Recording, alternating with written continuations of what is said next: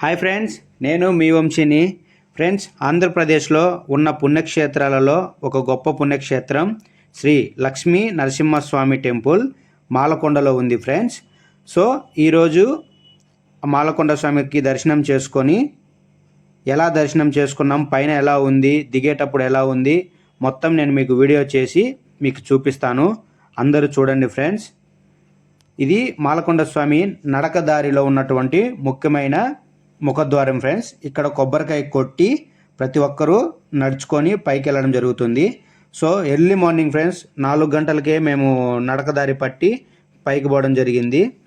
ఇప్పుడే ఇంకా అంగట్లు ఏమి తీయలేదు ఫ్రెండ్స్, చాలా చీకటిగా ఉంది, వీడియో కూడా సరిగా రాలేదు. అయినా కానీ మేము గుర్తు కోసం అనేసి వీడియో తీశాను ఫ్రెండ్స్, మీ అందరికి చూపిద్దామనేసి. ఇదే ఫ్రెండ్స్ లక్ష్మీ నరసింహస్వామి ముఖద్వారం. ఈ అంగట్లు ఇప్పుడిప్పుడే తీస్తున్నారు కదా, లైట్లు కూడా ఇప్పుడిప్పుడే వేస్తున్నారు ఫ్రెండ్స్. మేము నడుచుకుంటూ ఇప్పుడే ఇంకా స్టార్ట్ అయిపోయినాము, ముఖద్వారం దాటి లోపలికి వచ్చేసినాము బై వాకింగ్. ఇది నడకదారి వెళ్ళే వాళ్ళకి ఇప్పుడు మంచిగా నీట్గా కడుతున్నారు ఫ్రెండ్స్. ఎండకైనా వానకైనా ఇంకే ప్రాబ్లం ఉండదు, ఇంకా వర్క్ జరుగుతుంది.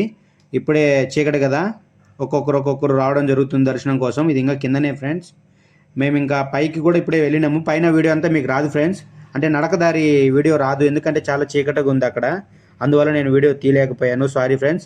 ఇంకొకసారి ఎప్పుడైనా డే టైంలో వెళ్ళినప్పుడు మీకు మొత్తం చూపిస్తాను. పైకి నడుచుకుంటూ వచ్చేసినాం ఫ్రెండ్స్. ఇది పైన ఒక షెడ్ వేసి ఉన్నారు, పైన దేవుడి దగ్గరే పైన. ఇంకా పబ్లిక్ చాలా తక్కువ ఉన్నారు ఫ్రెండ్స్, ఇంకా ఎవరు రాలేదు. ఇప్పుడిప్పుడే కొంతమంది స్టార్ట్ అవుతున్నారు.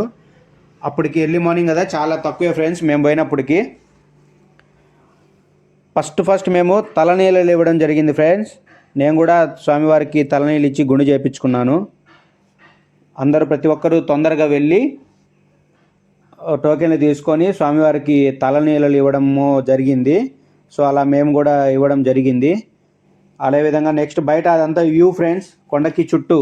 ఇది పైన దేవుడి దర్శనంకి వెళ్ళే ముందు ఇంకొక ముఖద్వారం ఫ్రెండ్స్, మెయిన్ ఎంట్రన్స్ అంటారు అనుకుంటా దీన్ని నాకు తెలిసి.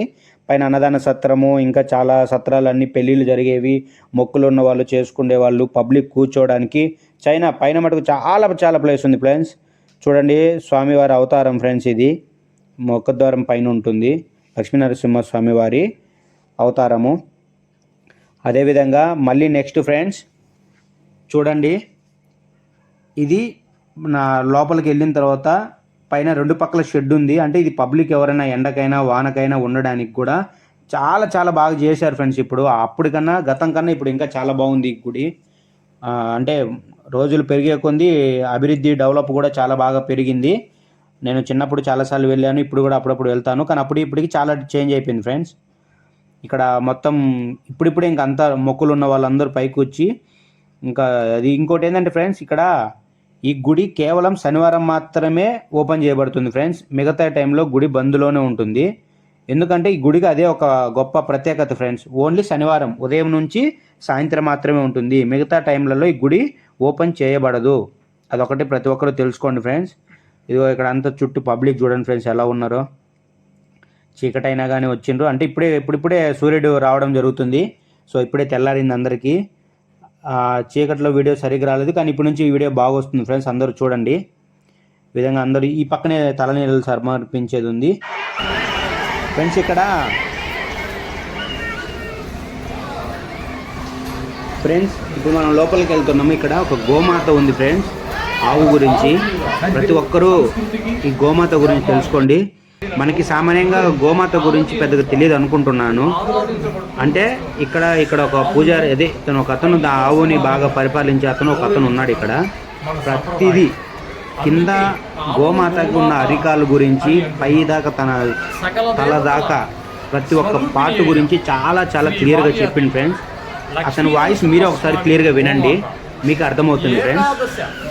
రుద్రులకు తల్లి, అష్ట వసువులకు పుత్రిక, ఆదిత్యులకు తోబుట్టు గోమాత తన అమృతోపమానమైన దుగ్ధము ద్వారా సర్వమానవులను ఉద్ధరించడానికై బ్రహ్మచేత సృష్టించబడింది.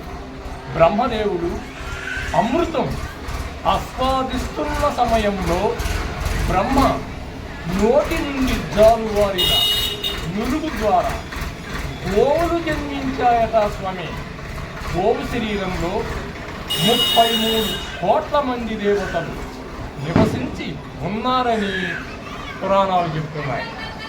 ఒక్క గోవును పూజిస్తే సకల దేవతారాధన చేసిన ఫలం లభిస్తుందని మన వైదిక సంప్రదాయస్తులైన హిందువులు భావిస్తున్నారు. సముద్ర మదనంలోని కామధేనువు, లక్ష్మీదేవి, కల్పవృక్షం, ఐరావతనం కూడా ఆవిర్భవించాయి. గోవు పాలతో పాలకడలి పుట్టి శ్రీమన్నారాయణునికి నివాస స్థానమైంది. గోవు పాలను త్రాగిన శ్రీకృష్ణుడు జ్ఞాననిధి అయి సర్వలోకాలను ఉద్ధరించటానికి గీతా జ్ఞానాన్ని ప్రబోధించి జగదాచార్యత్వాన్ని సాధించాడు. శ్రీకృష్ణుని అనుగ్రహాన్ని వాంఛించేవారు గోపూజ చేస్తారు.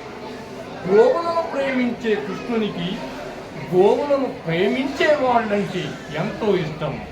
గోవులు మా గృహములకు వచ్చుగాక.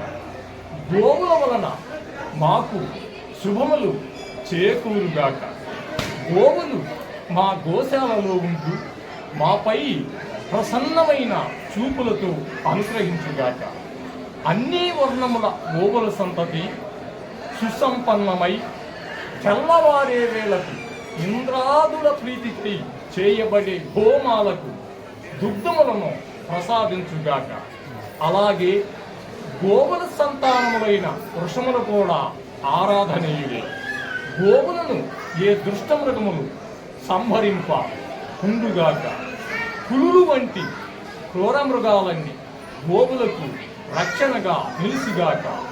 ఈ విధంగా గోవుల సంరక్షణం అత్యంత శ్రేయస్సాధనంగా వేదాలు పేర్కొన్నాయి. భాగవతం